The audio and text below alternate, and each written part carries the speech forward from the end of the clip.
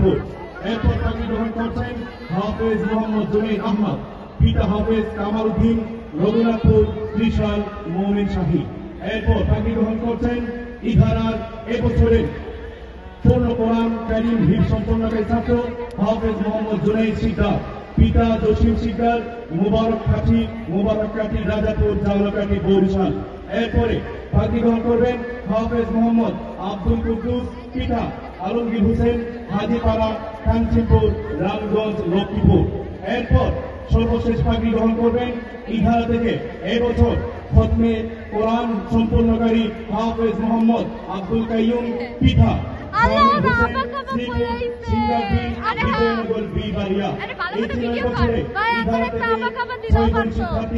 পূর্ণ কোরআনে কারীম খতম করে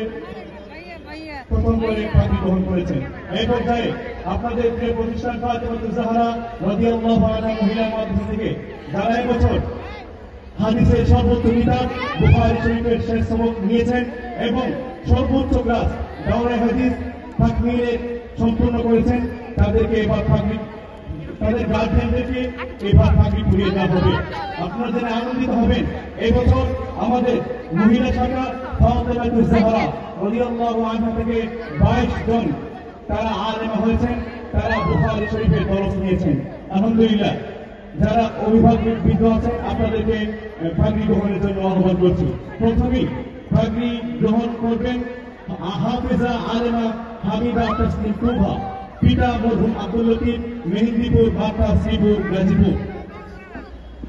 জি, তাদের অভিভাবকগণকে স্টেজ থেকে মুফতি আহমদ আলী সহ আমাদের নাসিরউদ্দিন খান সহ আমাদের জালাল উদ্দিন ভাউন্ডেশন সহ সবাইকে পাগড়ি পরিয়ে দেওয়ার জন্য উদাত্ত আহ্বান জানাচ্ছি।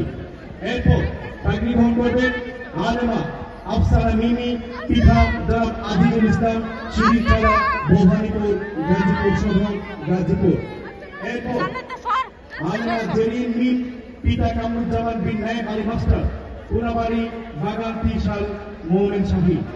এরপর যিনি আলেমা হয়েছেন আলেমা সামিয়া, পিতা বাচ্চমিয়া, লোহাগাড়, শ্রীপুর, গাজীপুর। তাদের অভিভাবকগণকে স্টেজ থেকে পাগড়ি গ্রহণের জন্য সবিনয় অনুরোধ করছি। 5 নম্বরে পাগড়ি গ্রহণ করছেন আলেমা নুসরাত জাহান খাদিজা, পিতা মাওলানা মোহাম্মদ দেলোয়ার হোসেন, দাতার মুন্সিবাড়ি, হাজতপুরা বাজার, লালমাই, কুমিল্লা। এরপর পাগড়ি গ্রহণ করছেন আলেমা মুস্তাফিরা মুক্তা, পিতা জনাব তবিবুর রহমান, হাজারাকাঠি, ত্রিমোহনী, মনিরামপুর, যশোর।